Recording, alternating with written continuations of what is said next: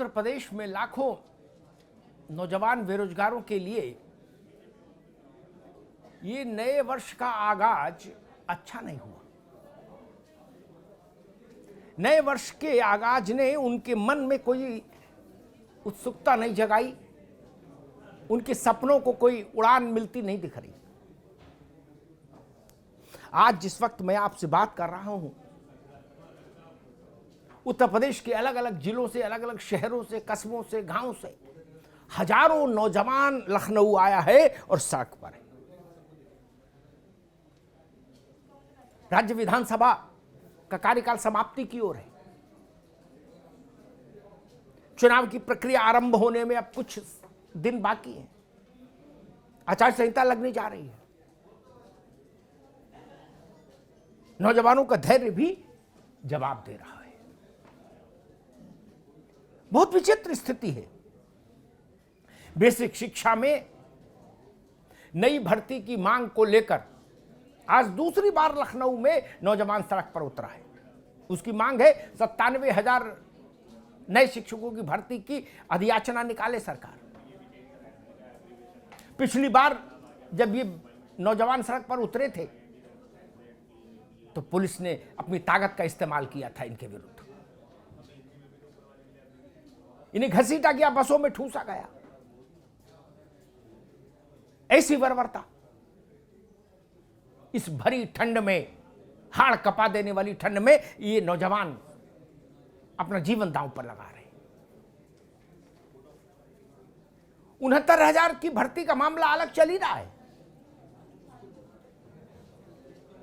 उसमें सवर्ण अभ्यर्थियों का आक्रोश है, अलग विषय पर है। वो कह रहे हैं कि भाई जब 6,000 पद आरक्षित वर्ग के लिए आपने उसी भर्ती में से आवंटित कर दिए तो शेष 17,000 के लिए नई भर्ती क्यों हमको भी इसी में से आवंटित करिए। वो अलग संघर्ष कर रहे हैं, लाठी खा रहे हैं, डंडा खा रहे हैं, पानी की बौछार झेल रहे हैं, लेकिन संघर्ष पथ पर अडिग हैं। एक विषय और भी है।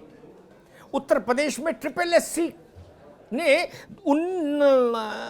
2016 में एक परीक्षा कराई थी। इस सन को याद रखिए, 2016 कनिष्ठ सहायक की। सब कुछ हो गया था, लेकिन सरकार बदली तो परीक्षा, जो कुछ हो चुका था सब निरस्त हो गया और ये हजारों नौजवान अधर में लटक गए, त्रिशंकु की तरह डोल रहे हैं। 16 से आज हो गया 2022, ये भी सड़क पर हैं। इनकी भी पीड़ा वही है कि हमारा दोष क्या है। सरकारें बदलेंगी, मंत्री बदलेंगे, संतरी बदलेंगे तो भर्तियां निरस्त हो जाएंगी क्या? क्या भर्तियों के पीछे ये शर्त जोड़ी जाएगी कि ये भर्ती भाजपा की है, ये बसपा की है, ये सपा की है, ये कांग्रेस की है? उत्तर प्रदेश शासन तो निरंतरता में चलता है, फिर भर्ती निरस्त कैसे हो जाती? दरोगा भर्ती का भी मसला है। वो नौजवान अलग पीड़ा में हैं। 10-11 महीने हो गए सुप्रीम कोर्ट में उनके मामले में निर्णय सुरक्षित रखा हुआ है, लेकिन उत्तर प्रदेश सरकार से 50 बार तो मैंने ही कहा होगा कि एक चिट्ठी सुप्रीम कोर्ट में दे दीजिए हुजूर कि लोक हित में निर्णय जल्दी सुनाया जाए। वो चिट्ठी नहीं गई। ये दरोगा भी, हजारों दरोगा भी, 2,500 से ज्यादा दरोगा भी अधर में झूल रहे हैं। ये भी त्रिशंकु बने हैं कनिष्ठ सहायकों की तरह। इनके परिवार में भी घुप अंधेरा है। शिक्षा मित्रों की समस्या जस की तस। एक प्रयास हुआ था कि चुनाव आचार संहिता लगने से पहले शिक्षा मित्रों के लिए सम्मानजनक मानदेय के मुद्दे पर कोई सहमति बन जाए और कोई घोषणा हो जाए। क्या सम्मानजनक मानदेय, 12 महीने का मानदेय मिले और तीसरी बात ये कि 62 साल तक नौकरी कर रही है। ये तीन ही बातें थी। इन पर राजाज्ञा जारी हो सकती थी, लेकिन नहीं हुई। ये इतनी भारी तादाद,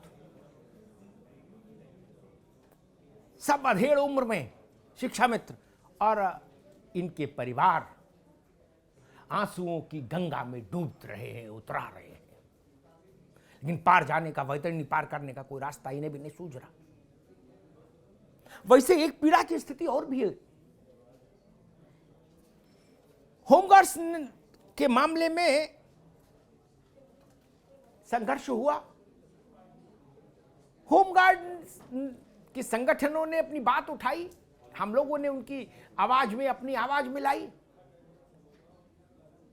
तो कुछ ऐलान हुए, पीएफ कटेगा और इस ढंग की कुछ सुविधाओं के ऐलान हुए, लेकिन उनकी भी राजाज्ञा अभी जारी नहीं हुई। और जब तक राजाज्ञा जारी नहीं हो, कर्मचारी को यकीन आए तो आए कैसे।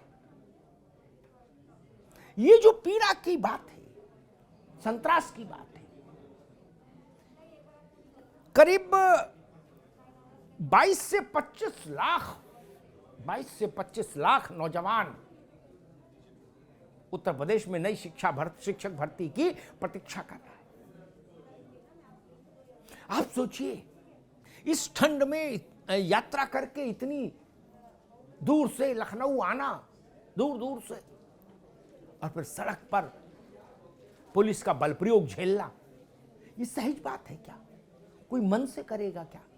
किसी के कहने से कर सकता है क्या? नहीं।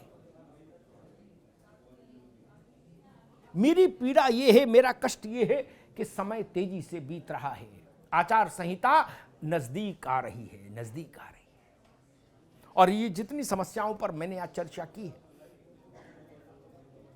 इनके समाधान की फिलहाल मुझे कोई पुख्ता रोशनी नहीं दिख रही, कोई रोशनदान नहीं दिख रहा कि इस अंधेरी कोठरी में कहीं कोई रोशनदान दिखे। क्या ये सब सारी मांगे, सारी समस्याएं चुनाव के कौतूहल में, चुनाव के कोलाहल में टाल दी जाएंगी? और टल गई तो यकीन मानिए फिर 6 महीने तो टल ही गई।